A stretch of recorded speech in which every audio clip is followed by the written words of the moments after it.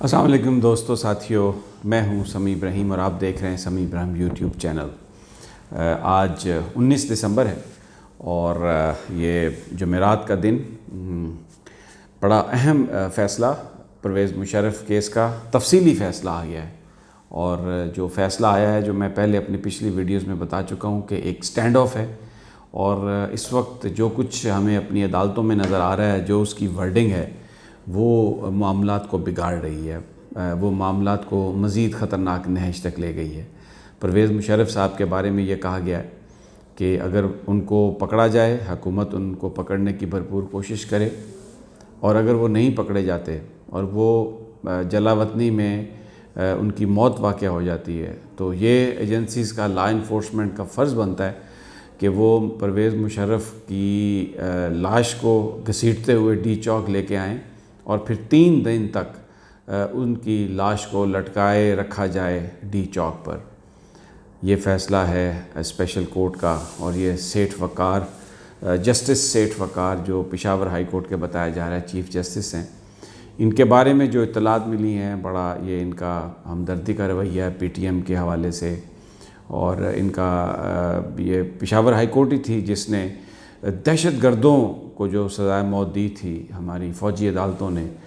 خصوصی فوجی عدالتوں نے دہشت گردوں کو سزا دی تھی جو پاکستانی لوگوں پر حملہ کر رہے تھے، پاکستان کی فوج پر حملہ کر رہے تھے، پاکستان کے شہریوں کو مار رہے تھے، جن کے اوپر الزام تھا کہ انہوں نے پاکستان کی فوجی تنصیبات پر حملہ کیا۔ ان کو ان کی جو سزائیں تھیں وہ معطل ہوئی تھیں، اور عدالتوں کے حوالے سے بھی جو فیصلہ آیا تھا، تو پھر حکومت نے سپریم کورٹ سے ریلیف لیا تھا جا کے۔ یہ تو پرویز مشرف صاحب کے بارے میں فیصلہ ہے۔ دوسرا جو ایک فیصلہ اسی میں ہے کہ فوج کی جو تمام ساری فوج جو خاموش رہی، جنہوں نے پرویز مشرف کے اس ایکشن کو ہونے دیا، نہیں روکا،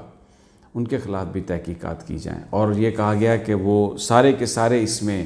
مجرم ہیں۔ اس میں بہت سارے اس وقت ینگ آفیسرز تھے جو اب جنرلز ہیں،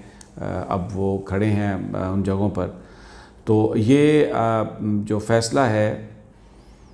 پرویز مشرف صاحب کا، جیسے میں نے کہا، اس نے جو آپس میں جو ایک سٹینڈ آف تھا جو میں اپنی پچھلی ویڈیوز میں بتا چکا ہوں، یہ پیرا 66 ہے اس کا، جو جس میں یہ کہا گیا ہے we direct the law enforcement agencies to strive their level best to apprehend the fugitive convict and to ensure that the punishment is inflicted as per law, and if found dead, his corpse be dragged to the D Chowk, Islamabad, Pakistan, and be hanged for 3 days. یہ ہے فیصلہ، اور اب اس وقت جو اس خصوصی عدالت نے لکھا ہے اس میں انہوں نے یہ بھی کہا ہے کہ جو تمام جو فوجی اس وقت موجود تھے اور خاموش رہے، ان سب کے خلاف کارروائی ہونی چاہیے، اور کرمنل جو تحقیقات ہیں وہ ان کے خلاف ہونی چاہیے۔ اب یہ ایک بڑی سیریس سچویشن ہے، اور بہت ہی سیریس سچویشن ہے۔ جو سٹینڈ آف ہے یہ اس وقت وہ بڑا سنگین ہو گیا ہے۔ بھارت نے یہ کہا ہے کہ بارڈر پہ کشیدگی وہ بڑھائے گا۔ کل پرسوں ان کے آرمی چیف نے کہا، جس پر ہمارے D G I S P R نے کرارا جواب دیا، اور یہاں پر خصوصی عدالت پوری فوج کے خلاف کارروائی کا حکم دے رہی ہے۔ اب پوری فوج کے خلاف کارروائی کا حکم دے رہی ہے، اور یہ لکھ رہی ہے خصوصی عدالت کہ فوج کی اعلیٰ قیادت نے پرویز مشرف کی حمایت کی، امداد حتیٰ کہ خاموش رہیں، اور انہوں نے بھی خلاف ورزی کی۔ اور اس میں یہ کہا ہے کہ اب آپ یہ دیکھیں کہ فوج جو ہے وہ بارڈرز پر بھی لڑ رہی ہے، اور پاکستان کے اندر خصوصی عدالت نے انہیں سزا سنائی ہے، اور سزا کے ساتھ ساتھ جو لینگویج استعمال ہوئی ہے پرویز مشرف کے بارے میں، جو سزا تجویز ہوئی ہے، جو ایک اہم بات ہے۔ جس وقت یہ مارشل لاء جس کو کہا جاتا ہے یا ہائی ٹریزن کہا جاتا ہے، 2007 میں اس وقت آئین شکنی کی سزا پاکستانی قانون میں، پاکستانی آئین میں موت نہیں تھی، اور اس بات کا برملا اظہار بھی کیا جا چکا۔ لیکن یہ جو جج صاحب نے سزا دی ہے، یہ جرم ہوتا ہے 2007 میں۔ اس وقت پاکستان کے آئین میں آئین شکنی کی سزائے موت نہیں تھی، اور پھر پاکستان کے قانون میں کسی کو سر عام پھانسی کی سزا نہیں دی جا سکتی، پاکستان کے قانون میں یہ نہیں ہے۔ تو یہ جو جج صاحب نے فیصلہ کیا ہے، یہ ایک اتنا غیر قانونی فیصلہ کیا ہے، تو ایک سوال یہ ہے کہ کیا وہ مس کنڈکٹ کے مرتکب نہیں ہوئے؟ کیا وہ چاہتے ہیں کہ ان کو پکڑ لیا جائے، پھر پوری دنیا میں یہ واویلا کیا جائے کہ دیکھیں فوج پاکستان کی جوڈیشری، انہوں نے ان کے خلاف فیصلہ دیا ہے تو ان کے خلاف انہوں نے ایکشن کر دیا ہے؟ ایک سزا نہیں تھی پاکستان کے آئین اور قانون میں اس وقت، لیکن وہ سزا آج سنا دی گئی ہے۔ پاکستان کے آئین اور قانون میں یہ نہیں ہے کہ کسی کو سر عام پھانسی دی جائے، لیکن جج صاحب اپنے فیصلے میں لکھ رہے ہیں کہ آپ ان کو سزا دیں، ان کی باڈی کو لے آئیں۔ اس کا بڑا گہرا تعلق ہے کہ یہ جو ججز کی تعیناتی سے اس کا بڑا گہرا تعلق ہے، کیونکہ جو اس وقت صورتحال ہے، جو پاکستان کی عدلیہ میں جن ججز کی تعیناتی کی جا رہی ہے، بتایا یہ جاتا ہے کہ عمومی طور پر یہ ہے کہ جو بار اور یعنی جو ججز بنائے جاتے ہیں، ان میں جو وکیل ہیں، جو لا آفیسز سے لیے جانے چاہیے ججز، وہ 60% ہونے چاہیے، اور 40% جو ہیں وہ لوئر جوڈیشری سے ہونے چاہیے۔ لیکن اگر ہم اس وقت وہ دیکھتے ہیں، یہ میرے پاس وہ فگر پڑا ہوا ہے جو میں آپ کو بتانا چاہتا ہوں، جس میں پورا وہ فگر ہے، میں آپ کو یہ دینا چاہتا ہوں کہ جو کوٹا ہے ججز کا، 60% کوٹا جو ہے وہ ججز نے بار سے لینا ہے ان کی تعیناتی کا، اور 40% کوٹا جو ہے وہ لوور کورٹ سے، جبکہ ریئلٹی کیا ہے، اس وقت سپریم کورٹ کے 17 جج ہیں، اور وہ 17 کے 17 ہی بار کے کوٹے سے ہیں، لوئر جوڈیشری سے ان میں سے کوئی بھی نہیں آیا۔ اسی طرح لاہور ہائی کورٹ کو دیکھ لیں تو 60 میں سے 45 جج جو ہیں وہ بار کوٹے سے ہیں، سندھ ہائی کورٹ میں 40 میں سے 38 جج جو ہیں وہ بار سے ہیں، اور یہ جو مطلب یہ ہے کہ یہ بلوچستان ہائی کورٹ میں جو ہیں وہ جو ججز ہیں وہ بھی جو بار کا کوٹا ہے اسی میں سے زیادہ ہیں۔ اب بارز میں کیا ہوتا ہے کہ لا آفیسز ہیں بہت سارے وکیلوں کے، اور وہ سیاسی جماعتوں کے کارکن ہوتے ہیں، اور وہ اپنے سیاستدانوں کی، اپنی پارٹی کی خدمت کرتے ہیں، پھر ان کو ججز بنا دیا جاتا ہے۔ جب وہ ججز بھی بن جاتے ہیں تو پھر ان کے کنڈکٹ کے بارے میں یہ چیز سامنے آتی ہے۔ اب جیسے یہ سیٹھ وقار صاحب نے جو دیا ہے فیصلہ، جس میں وہ لینگویج استعمال کر دی گئی ہے، وہ چیزیں اس میں ڈال دی گئی جو پاکستان کے آئین اور قانون میں نہیں ہیں، تو ہمیں پھر وہ جو اوور آل، میں کوئی توہین عدالت کا مرتکب نہیں ہونا چاہتا، لیکن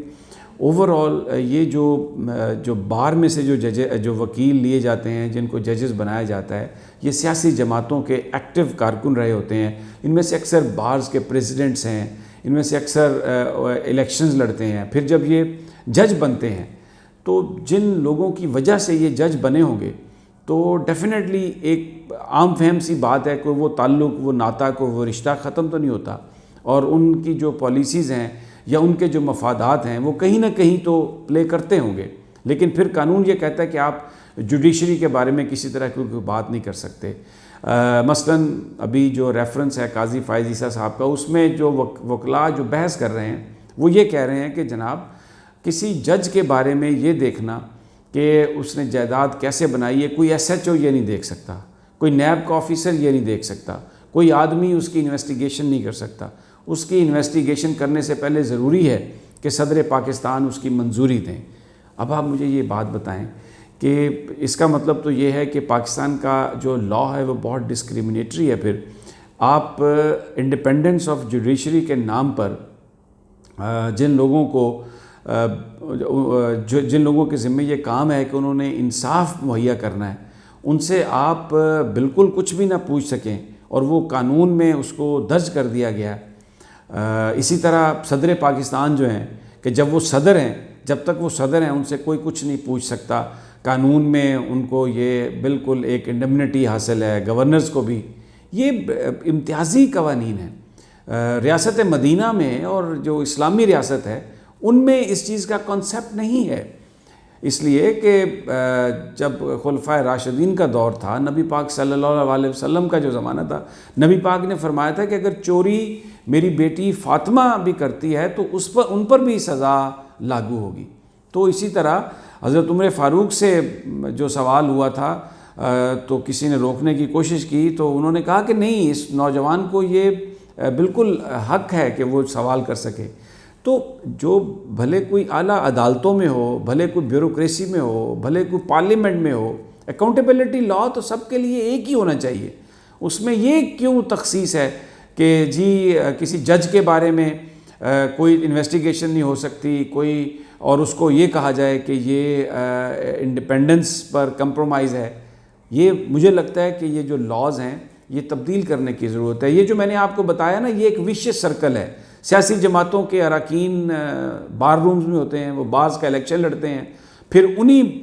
بندوں میں سے لوگوں کو جوڈیشری میں تعینات کر دیا جاتا ہے، وہ ججز بن جاتے ہیں، آگے پھر وہ آنے والے ججز بھی وہ خود تعینات کرتے ہیں، اور وہاں پر بھی بیٹھ کر پھر وہ جو کچھ ہو رہا ہے ان کی جو سیاسی جماعتیں کر رہی ہیں، ان کے جو قائدین کر رہے ہیں، ان کو وہ پروٹیکٹ کرتے ہیں، ان کو وہ ہر طرح کی رعایات دیتے ہیں۔ تو یہ ایک ویشیس سرکل ہے جس میں لوزر جو ہے وہ صرف پاکستان کا عام آدمی ہے۔ یہ بڑے لوگ جو ہیں ان کو یہ دیکھیں، یہ میں کسی ایک فرد کے بارے میں نہیں کہہ رہا، میں کسی ایک عدالت کے بارے میں نہیں کہہ رہا، میں اوورآل جوڈیشری کے بارے میں کہہ رہا ہوں کہ اس میں ریفارمز کی ضرورت ہے، اس کو امپروو کرنے کی ضرورت ہے۔ جب بار کا کوٹا ہے اور لوور جوڈیشری سے لوگوں نے آنا ہے تو اتنی اعلیٰ عدلیہ جو ہے اس میں سارے کے سارے جو ہے نا وہ 100% بار کے کوٹے سے لوگ آئے ہوئے ہیں، تو کیا یہ کسی قانون کی خلاف ورزی نہیں ہے؟ اب اگر اس قانون کی حوالے سے اگر ہم کوئی نشاندہی کرتے ہیں تو اس کو تو توہین عدالت نہیں سمجھا جاتا۔ بہرحال یہ جو پرویز مشرف صاحب کا ڈیٹیل ججمنٹ جس میں پاکستان کی فوج پر